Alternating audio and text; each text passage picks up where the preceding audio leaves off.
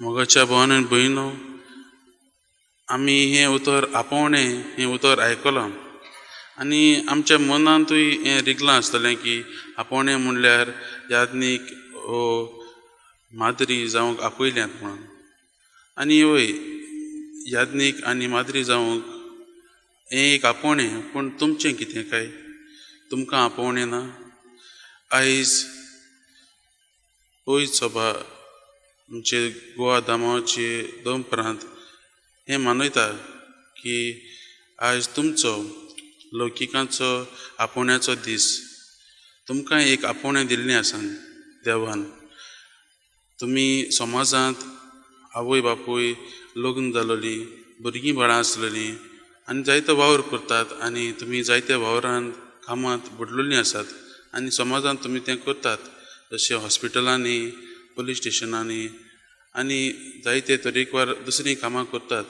थंय पाद्री आनी माद्री तांचो प्रभाव चड पडचो ना, पूण तुमी तुमच्या जिवितांतल्यान थंय देवाक आनी जेजूक परगटूंक जाता. तुमच्या जिवितांतल्यान तुमकां तें परगटूंक आपयलें आनी आयज हें आमचो दोन प्रांत हें संबरमता. तर मोगाच्या भावान भयणो, आमकां आमच्या पवित्र स्नाना वरवीं आमी सुरवातेच्या उतरांत आयकल्लें, पवित्र स्नाना वरवीं आमकां सगल्यांक एक आपोवणें दिल्लें आसा आनी तें आपोवणें आमी पाळूंक जेजू आयज आमकां आपयता. आनी आयचीं तिनूय वचपां आमकां सांगतात. पयले वचपांत आमी पळयतात इजायास प्रवादी. तो लोकांक म्हणटा, देव मेळटा तेन्ना ताका सोदून काडात.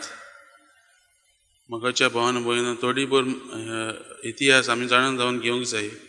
जेन्ना इस्रायल लोक बाबिलोनांतल्यान परते येयले पालिस्तानांत, तेन्ना तांचें देव मंदीर मोडलोलें आनी ते चिंतूंक लागले, जरी तर देव मंदीर ना जाल्यार आमी कोणाक म्हूण वाखाणटले, आमी कोणाक म्हूण पळयतले, खंयच्या देवाक आमी पळयतले. ताकाच लागून इजायास प्रवादी आयज लोकांक आनी आमकां सगल्यांक म्हणटा, देव मेळटा तेन्ना आमी ताका सोदून काडूंक. आनी देव पयस ना, देव लागींच आसा. देव आमकां मेळूंक आयला जेजूच्या रुपान. देखून आमी जेजूक चिटकून रावंक आयचें हें पयलें वाचप आमकां सांगता. जेजूकूच आमी ताचेच शिकवणेकाल, ताचेच मोगान आमी भरूंक आयज आमकां हें पयलें वाचप म्हणटा. तेंच परीन आयच्या दुसऱ्या वाचपांत भाग्यवंत पावलो हेंच सांगूंक सोदता. आमी भाग्यवंत पावलोची खबर जाणा. तो क्रिस्तांवांक आनी जेजूच्या पाटलादारांक जायते त्रास जालो, पूण जेन्ना जेजू ताच्या जिवितांत भितर येता तेन्ना ताचें आख्खें जिवीतूच बदलता आनी तो आख्खेंच आपलें जिवीत जेजूच्या हातांत समर्पिता. मोगाच्या भावांनी भयणो, आमी आयज पयलेच वचपांत दुसऱ्या वचपांत पयलेच वडींत पळयलां.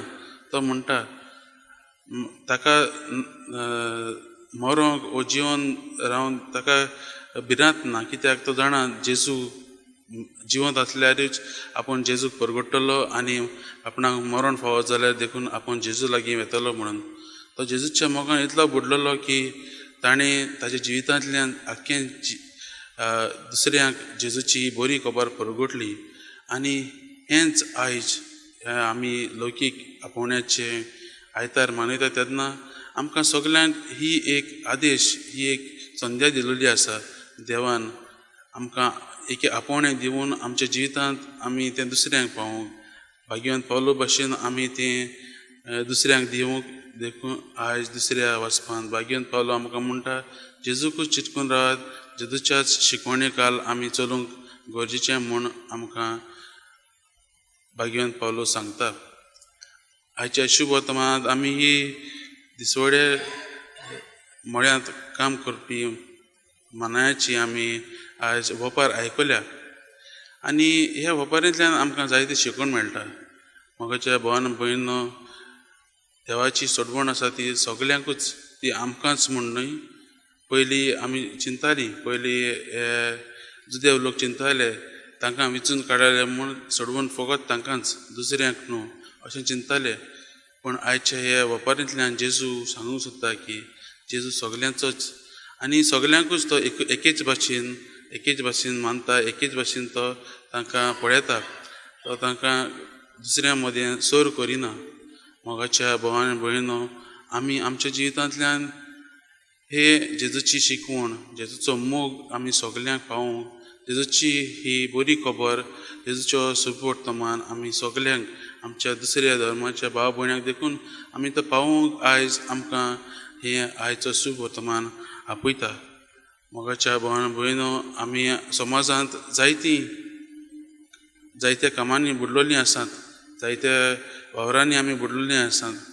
आमी आमच्या वावरांतल्यान, आमच्या करण्यांतल्यान, आमच्या बरे करण्यांतल्यान आमी देवाक परगटूंक, जेजूक परगटूंक, आमच्या दिसपट्या कामांतल्यान घडी एक मनीस ताचो आखो दीस बरो गेलो ना आसतलो, पूण आमच्या ह्या आदाराच्या मनान आमी खुशालकायेन, आमच्या हास्त्या तोंडान आमी त्या मनशाक पावूं येता आनी जेजूची ही बरी शिकवण, जेजूचे हे गूण आमी दुसऱ्यांक दिवंक येतात.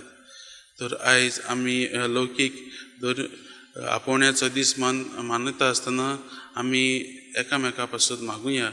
आमकां सगल्यांक एक आपोवणें दिल्लें आसा आनी तें आपोवणें आमकां जेजू आनी देव आमकां पाळूंक आपयता.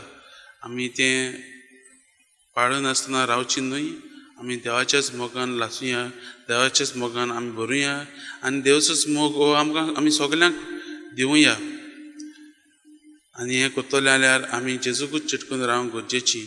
तर आयची ही तिनूय वचपाचेर आमी नियाळ करता आसतना देवा लागीं आमी एक करपा मागुया की आमकां जेजू लागीं अदीक आनी अदीक संबंद आमचो गोट करूंक, जेजू लागीं आमी चिटकून रावूंक, जेजू लागीं जेजूच्याच मोगान आमी भरून होच मोग आमी दुसऱ्यांक दिवंक, आमच्या जिवितांतल्यान, आमच्या बरे करण्यांतल्यान आमी दुसऱ्यांक दिवंक आयज हीच करपा देवा लागीं मागुया आनी देवाचें हें मिसांव मुखार व्हरूंक आमी वावरुया.